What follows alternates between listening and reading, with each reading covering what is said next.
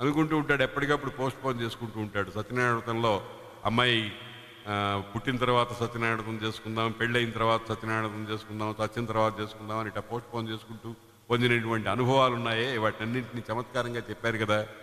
మనం కూడా అంతే, ముసల్తనం వచ్చినప్పుడు చేసుకుందాంలే. ఎప్పుడన్నా పిల్లవాడు ఎవరన్నా చక్కగా పూజా పురస్కారము మడిగట్టుకుని మంత్రం కట్టుకుని చేస్తుంది, ఒరే నీకు ఇప్పటి నుంచే ఎందుకు రా ఇది అని అంటున్నాం మనం. అంటే ఇప్పుడు కాదు, ఇది వీటికన్నిటికీ ఎప్పుడో కాలం ఉందని. అప్పుడు రాదు. అప్పుడు ఏమవుతుంది?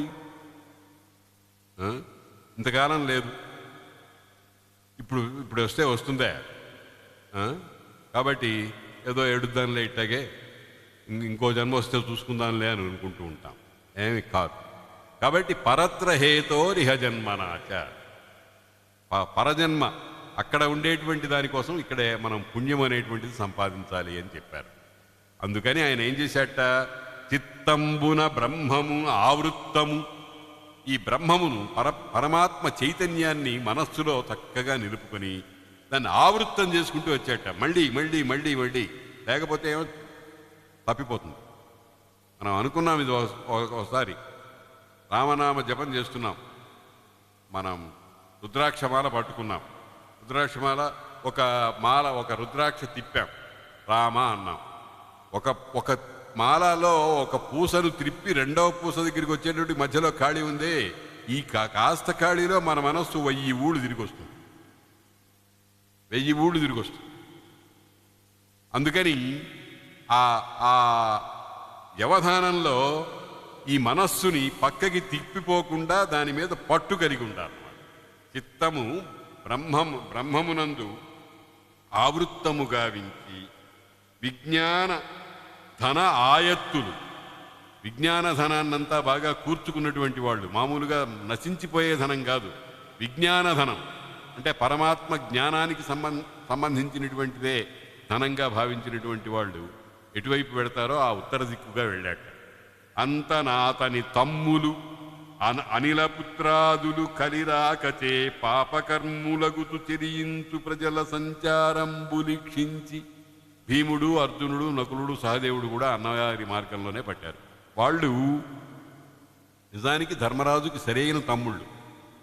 అయితే కొంచెం కొంచెం వాళ్ళల్లో శాతంలో ధర్మరాజు నిష్ఠకు కాస్త కాస్త తగ్గింది. ధర్మరాజు 70% అనుకోండి, భీముడు 99, అర్జునుడు 98, లేకపోతే 99.5, అర్జునుడు 99, నకులుడు 98.5, సహదేవుడు 98, ద్రౌపది ఆ కొంచెం కింద. ఈ చిన్న తేడా ఉంది. దీన్ని మహాభారతంలో మహాప్రస్థానిక పర్వం అనే దాంట్లో నిరూపించారు. మహాప్రస్థానిక పర్వం, అందరూ కూడా ఒక యాత్ర చేసుకుంటూ పోతున్నారు. ద్రౌపది పడిపోయింది. ద్రౌపది పడిపోతే భీముడు, అన్నా అన్నా ద్రౌపది పడిపోయిందయా అన్నాడు. ధర్మరాజు వెనక్కి తిరిగి కూడా చూడలేదు, కంగారు పడలేదు, అయ్యో అనుకోలేదు. సర్లే నువ్వు రా అన్నాడు. అదేమిటయ్యా, ఇంతకాలం మనని సేవించింది, మనకు చక్కగా అన్నాలు పెట్టింది, మనని రక్షించింది తల్లిలాగా అంటే ఆమెకు యోగ శక్తి సడలిపోయిందిలే ఆ ప్రాంతానికి వచ్చేటప్పటికి, నువ్వు దాని గురించి పట్టించుకోకు అన్నాడు. భీముడు కుతూహలంతో ఒక చిన్న ప్రశ్న అడిగాడు, ఎందుకు, ఏ కారణం చేత ఆమెకు యోగశక్తి నశించింది అని అడిగాడు. అంటే ధర్మరాజు చెప్పాడు, చాలా ఆశ్చర్యకరమైన విషయం చెప్పాడు. ఎక్కడా మనకు దానికి రిఫరెన్స్ లేదు భారతం మొత్తం మీద. ఈమె 5గురికి భార్య అయ్యి ఉండి అర్జునుడి మీద కొంచెం మమకారం ఎక్కువ పెట్టుకుంది, ఆ దోషం వల్ల ఈమె యోగం చడలిపోయింది అని అన్నాడు. అమ్మో, ధర్మము యొక్క స్థితి కత్తి మీద అంచు లాంటిదండి, కత్తి అంచు లాంటిదండి, చాలా భయంకరమైనటువంటిది. చాలామంది మనం చూస్తూ ఉంటాం, మా పిల్లల్లోనండి ఈ అమ్మాయి అంటే నాకు చచ్చేంత ప్రేమండి అని తక్కిన అమ్మాయిల దగ్గర చెబుతూ ఉంటాడు ఒక్కొక్కడు. వాళ్ళకెంత ఒళ్ళు మండిపోతుంది. నేను చూశాను కొన్ని సన్నివేశాలు. రేయ్ వాడిని ఆ సూర్యగాడిని ఏమో అనకండిరా అని ఊరికి వెళ్ళేటప్పుడు తండ్రి తక్కిన అన్నలకు చెబుతూ ఉంటాడు. వీడి సంగతి మీరు వెళ్ళిన తర్వాత చూస్తానులే అని వాడిని అంటూ ఉంటారు. ఇది ఒక రకమైనటువంటి అవివేకం, అజ్ఞానం. 5గురి యందు భర్తృభావన సమానంగా ఉండవలసినటువంటి ద్రౌపది పెళ్లి చేసుకున్న తర్వాత అందులో ఒకని యందు కొంచెం మమకారం చూపించింది, అందుచేత ఆమె యోగశక్తిని సడలిపోయింది అని ధర్మరాజు చెప్పాడు. అలాగా ఒక్కొక్కడు పడిపోతూ ఉంటే ఒక్కొక్కడిలో దోషం చెప్పుకుంటూ వచ్చాడు. భీమసేనుడు నేను పడిపోతున్నాను అన్నయ్య అన్నాడు. నీకు తిండియావు ఎక్కువరా, అందుకని పడిపోయావు, యోగాన్ని నీకు కుదరలేదు అని అన్నాడు. భోజన ప్రియుడు భీముడు. అంటే దీని వెనకాల మహాతత్వం ఉంది, చాలా జాగ్రత్తగా ఉంది, జాగ్రత్తగా ఆలోచించాలి మనం. ఎందుకనంటే యోగము అనేటువంటిది ఇది ఏదో ధర్మరాజు ఒక్కొక్కళ్ళలో ఒక దోషం చూశాడు అనేటువంటి దానిలో మనం ఆలోచించకూడదు. యోగము నిలవాలి అని అంటే తనలో ఏ లోపము, ఏ కొంచెముపాటి లోపం కూడా లేకుండా చేసుకోవాలి. అవన్నీ ధర్మరాజు గెలిచాడు, వాళ్ళు దానికి లొంగిపోయినారు. అందుకని గమ్యం చేరకముందే పడిపోయినారు వాళ్ళందరూ కూడా. ధర్మరాజు ఒక్కడే స్వర్గానికి ఏ విధమైనటువంటి ఆటంకం లేకుండా వెళ్ళగలిగాడు. అది మహాయోగ సిద్ధి. తక్కిన వాళ్ళందరూ కూడా దారిలో పడిపోయినారనేటువంటిది మాట అట్టా ఉంచండి. మళ్ళీ అక్కడికి వెళ్ళిన తర్వాత వాళ్ళు ఆ స్వర్గలోకానికి చేరుకున్నారు. కానీ ధర్మరాజు చేరుకున్నట్టుగా చేరుకోలే. ఎలా చేరుకున్నారు? ధర్మరాజు పార్థివమైన దేహంతో చేరుకున్నాడు, వాళ్ళు దివ్యమైన దేహం ధరించి వెళ్లాల్సి వచ్చింది. అది తేడా వాళ్ళే. అందుకని వాళ్ళు కూడా అంతనాతని తమ్ములు అనిలపుత్రాదులు, అనిలపుత్రుడు అంటే వాయుపుత్రుడు భీముడు మొదలైన వాళ్ళు, కలిరాకచే పాపకర్ములగుతు చెరియించు ప్రజల సంచారంబులిక్షించి. కలి రావటం చేత పాపకర్ములు అన్నీ పాప పనులే. పాపము పుణ్యము అనేటువంటి విచారణే లేదు. ఏమిటి పాపం అంటే ఏమిటి, పుణ్యం అంటే ఏమిటి? స్వార్థైక భావన పాపం, పరార్థైక భావన పుణ్యం, అంతే. నేను నా పొట్ట, చిన్ని నా పొట్టకు శ్రీరామరక్ష అనుకునేటువంటి మనస్తత్వం పాపం. నేను బతికినట్టుగా అందరూ బతకాలి అనుకునే పుణ్యం. తన యందు అఖిల భూతములందు ఒక భంగి సమహితత్వంబున దరపువాడు అని ప్రహ్లాదుని గురించి చెప్పారే, అది పుణ్యం. అంటే భగవంతుడు అంతటా ఉన్నాడు, అంతటా ఉన్నటువంటి భగవంతుణ్ణి గుర్తించకపోవడమే పాపం, గుర్తించడం పుణ్యం. గుర్తించిన వాడు ఏం చేస్తాడు?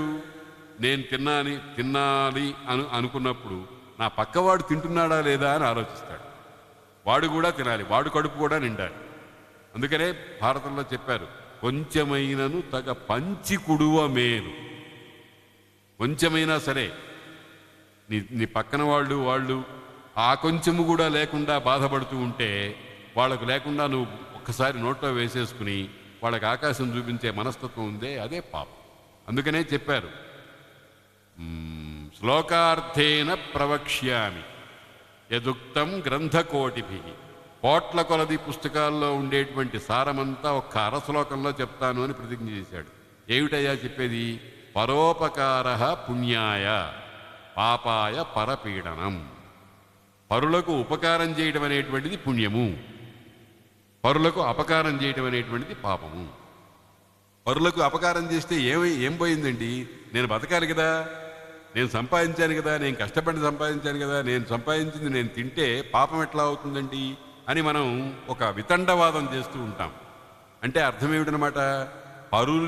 నీ యందు ఉండేటువంటి విష్ణువు అక్కడ లేడు అనుకున్నాం, అంతేగా. వాడు తినక్కర్లేదు అనుకున్నాం అంటే అర్థం ఏమిటనమాట? వాని యందు ఆ విష్ణుత్వ భావన లేదు అని మనం అనుకుంటున్నాం అనమాట. కాబట్టి పరోపకార పుణ్యాయ పాపాయ పరపీడనం.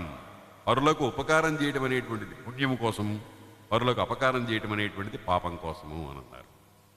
అందుచేత పాపకర్ములగుతూ కలియుగంలో అందరూ ప్రత్యక్షంగానో పరోక్షంగానో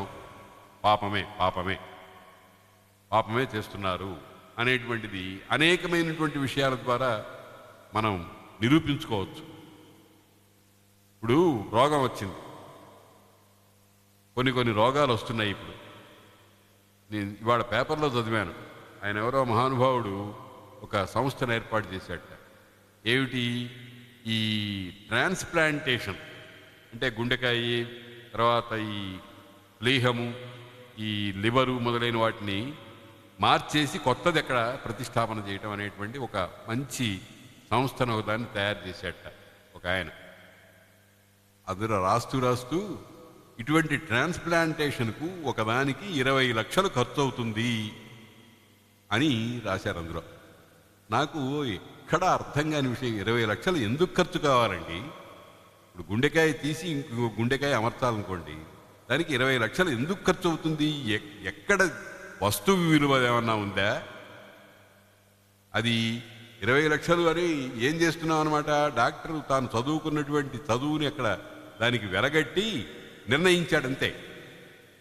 ఆ 20 లక్షలు చేసి కొత్తగా గుండె అనేటువంటిది ఒక చచ్చిపోయేటువంటి వాడి గుండె తీసుకొచ్చి ఇక్కడ పెట్టడానికి మహా అయితే మన లెక్క ప్రకారంగా 200-300 కంటే కూడా కానక్కర్లేదు. వాడి ఎక్విప్మెంట్ మొదలైన వాటికి ఎంత వేసుకున్నా కానీ ఒక 2-3 వేల కంటే కానక్కర్లేదు. 20 లక్షలు ఖర్చు అవుతోంది అన్నాం. ఇది ఎంత దోపిడీ జరిగిపోతోంది. అంతో అనేస్తున్నారు 20 లక్షలు. నాకు మా స్నేహితుడు ఒక ఆయన ఉన్నాడు బెంగళూరులో, రిటైర్ అయిన తర్వాత ఆయనకి రిటైర్మెంట్ బెనిఫిట్స్ 6 లక్షలో 7 లక్షలో వచ్చినాయిట. ఆ మర్నాడే బ్లాక్స్ ఏర్పడ్డాయి గుండెలో అని అన్నారట. స్టెంట్స్ 4-5 స్టెంట్స్ వేసుకున్న 6 లక్షలు పోయి, అన్న వస్త్రాలకు పోతే ఉన్న వస్త్రాలు పోయినట్టుగా.